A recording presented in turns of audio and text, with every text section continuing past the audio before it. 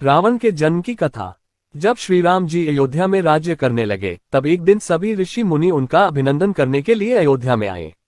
श्री राम ने उन सबका यथोचित सत्कार किया।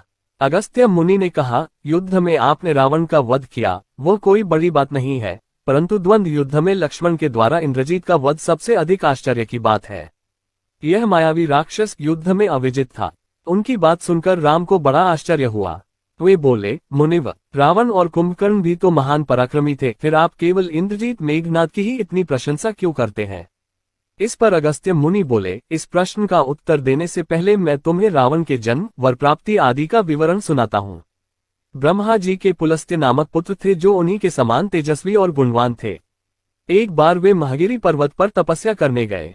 वह स्थान अत्यंत रमणीक था, इसलिए ऋषियों, नागों, राजर्षियों आदि की कन्याएं वहां क्रीड़ा करने आ जाती थीं। इससे उनकी तपस्या में बाधा आती था। उन्होंने उन्हें वहां आने से मना किया। जब वे नहीं मानी तो उन्होंने शाप दे दिया कि कल से जो भी लड़की यहाँ मुझे दिखाई देगी, वह गर्भवती हो जाएगी। शेष सभी कन्याओं ने तो वहां आना बंद कर दिया, परंतु राजर्षि तृणबिंदु की कन्या शाप की बात से अनजान होने के कारण उस आश्रम में आ गई और महर्षि के दृष्टि पड़ते ही गर्भवती हो गई। जब तृणबिंदु को ये बात मालूम हुई तो उन्होंने अपने कन्या को पत्नी के रूप में महर्षि को अर्पित कर दिया। इस प्रकार विश्रवा का जन्म हुआ, जो अपने पिता के समान वेदों के ज्ञाता और धर्मात्मा हुआ। महर्षि भरद्वाज ने अपनी कन्या का विवाह विश्रवा से कर दिया। उनके वैश्रवण नामक पुत्र हुआ। वह भी धर्मात्मा और विद्वान था। उसने भारी तपस्या करके ब्रह्मा जी को प्रसन्न किया और यम, इंद्र तथा वरुण के सदृश लोकपाल का पद पाया। फिर उसने त्रिकूट पर्वत पर बसी लंका को अपना निवास स्थान बनाया और राक्षसों पर राज्य करने लगा। श्री राम ने आश्चर्य से पूछा, तो क्या कुबेर और रावण से भी पहले लंका में मांसभक्षी राक्षस रहते थे? फिर उनका पूर्वज कौन था? ये सुनने के लिए मुझे कौतूहल हो रहा है। तब अगस्त्य जी बोले, पूर्वकाल में ब्रह्मा जी ने अनेक जल जंतु बनाए और उनसे समुद्र के जल की रक्षा करने के लिए कहा। तब उन जंतुओं में से कुछ बोले कि हम इसकी रक्षा करेंगे और कुछ ने कहा कि हम इसका पूजा करेंगे। इस पर ब्रह्मा जी ने कहा कि जो रक्षा करेगा वह राक्षस कहलाएगा और जो पूजा करेगा वह यक्ष कहलाएगा। इस प्रकार वे दो जातियों में बंट गए। राक्षसों में हेती और प्रहेती दो भाई थे। प्रहेती तपस्या करने चला गया, परंतु हेती ने भया से विवाह किया, जिससे उसके विद्युतकेश नामक पुत्र उत्पन्न हुआ। विद्युतकेश के सुकेश नामक पराक्रमी पुत्र हुआ। सुकेश के माल्यवान, सुमाली और माली नामक 3 पुत्र हुए। तीनों ने ब्रह्मा जी की तपस्या करके यह वरदान प्राप्त कर लिए कि हम लोगों का प्रेम अटूट हो और हमें कोई पराजित न कर सके। वर पाकर वे निर्भय हो गए और सुरों, असुरों को सताने लगे। उन्होंने विश्वकर्मा से एक अत्यंत सुंदर नगर बनाने के लिए कहा। इस पर विश्वकर्मा ने उन्हें लंकापुरी का पता बताकर भेज दिया। वहां वे बड़े आनंद के साथ रहने लगे। माल्यवान के वज्रमुष्टि, विरूपाक्ष, दुर्मुख, सुप्तघ्न, यज्ञकोप, मत और उन्मत्त नामक 7 पुत्र हुए। सुमाली के प्रहस्त्र, अकंपन, विकट, कालिकामुख, धूम्राक्ष, दंड, सुपार्श्व, सहनादि, प्रधस एवं भारकर्ण नाम के 10 पुत्र हुए। माली के अनल, अनिल, हर और संपाति नामक 4 पुत्र हुए। ये सब बलवान और दुष्ट प्रकृति होने के कारण ऋषि मुनियों को कष्ट दिया करते थे। उनके कष्टों से दुखी होकर ऋषि मुनिगण जब भगवान विष्णु की शरण में गए तो उन्होंने आश्वासन दिया कि हे ऋषियों, मैं इन दुष्टों का अवश्य ही नाश करूंगा।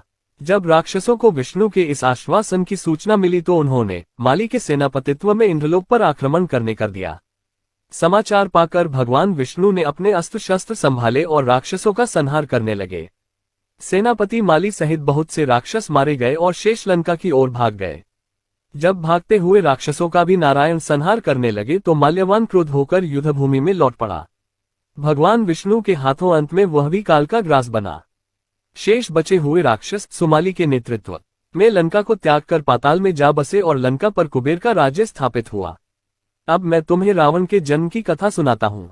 राक्षसों के विनाश से दुखी होकर सुमाली ने अपनी पुत्री कैशी से कहा कि पुत्री, राक्षस वंश के कल्याण के लिए मैं चाहता हूं कि तुम परम पराक्रमी महर्षि विश्रवा के पास जाकर उनसे पुत्र प्राप्त करो। वही पुत्र हम राक्षसों की देवताओं से रक्षा कर सकता है।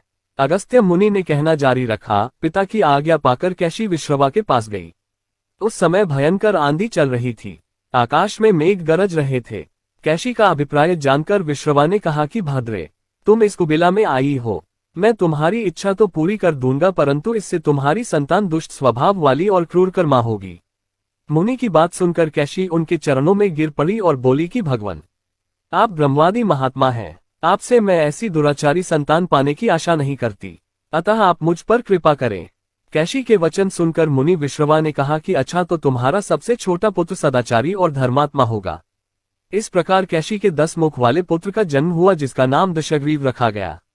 उसके पश्चात कुंभकर्ण, शूर्पणखा और विभीषण के जन्म हुए। दशग्रीव और कुंभकर्ण अत्यंत दुष्ट थे, किंतु विभीषण धर्मात्मा प्रकृति का था। अपने भाई वैश्रवण से भी अधिक पराक्रमी और शक्तिशाली बनने के लिए दशग्रीव ने अपने भाइयों सहित ब्रह्मा जी की तपस्या की। ब्रह्मा के प्रसन्न होने पर दशग्रीव ने मांगा कि मैं गरुड़, नाग, यक्ष, दैत्य, दानव, राक्षस तथा देवताओं के लिए अवध्या हो जाऊं। ब्रह्मा जी ने तथास्तु कहकर उसकी इच्छा पूरी कर दी। विभीषण ने धर्म में अविचल मति का और कुंभकर्ण ने वर्षों तक सोते रहने का वरदान पाया। फिर दशग्रीव ने लंका के राजा कुबेर को विवश किया कि वह लंका छोड़कर अपना राज्य उसे सौंप दे।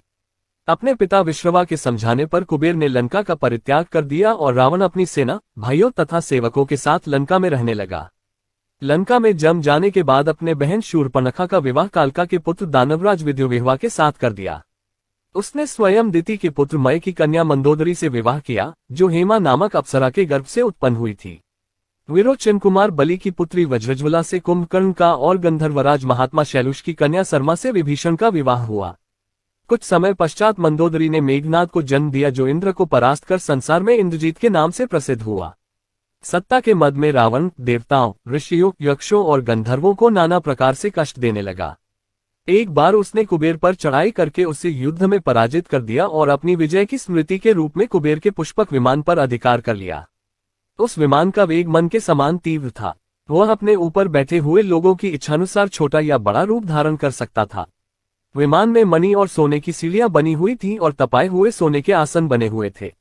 उस विमान पर बैठकर जब वह शरवण नाम से प्रसिद्ध सरकंडों के विशाल वन से होकर जा रहा था, तो भगवान शंकर के पार्षद नंदीश्वर ने उसे रोकते हुए कहा कि दशग्रीव, इस वन में स्थित पर्वत पर भगवान शंकर क्रीड़ा करते हैं, इसलिए यहाँ सभी सुर, असुर, यक्ष आदि का आना निषिद्ध कर दिया गया है।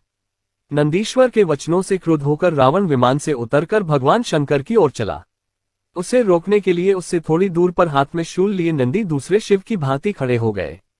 उनका मुख वानर जैसा था। उसे देखकर रावण ठहाका मारकर हंस पड़ा। इससे कुपित हो नंदी बोले कि दशानन, तुमने मेरे वानर रूप की अवहेलना की है, इसलिए तुम्हारे कुल का नाश करने के लिए मेरे ही समान पराक्रमी रूप और तेज से संपन्न वानर उत्पन्न होंगे। रावण ने इस ओर तनिक भी ध्यान नहीं दिया और बोला कि जिस पर्वत ने मेरे विमान की यात्रा में बाधा डाली है, आज मैं उसी को उखाड़ फेंकूंगा। ये कहकर उसने पर्वत के निचले भाग में हाथ डालकर उसे उठाने का प्रयत्न किया। जब पर्वत हिलने लगा तो भगवान शंकर ने उस पर्वत को अपने पैर के अंगूठे से दबा दिया। इससे रावण का हाथ बुरी तरह से दब गया और वह पीड़ा से चिल्लाने लगा। जब वह किसी प्रकार से हाथ न निकाल सका तो रोते रोते भगवान शंकर की स्तुति और क्षमा प्रार्थना करने लगा।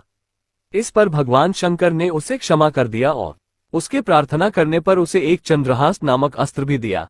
यही थी रावण के जन्म की कथा। कहानी अच्छी लगी हो तो लाइक और सब्सक्राइब करें।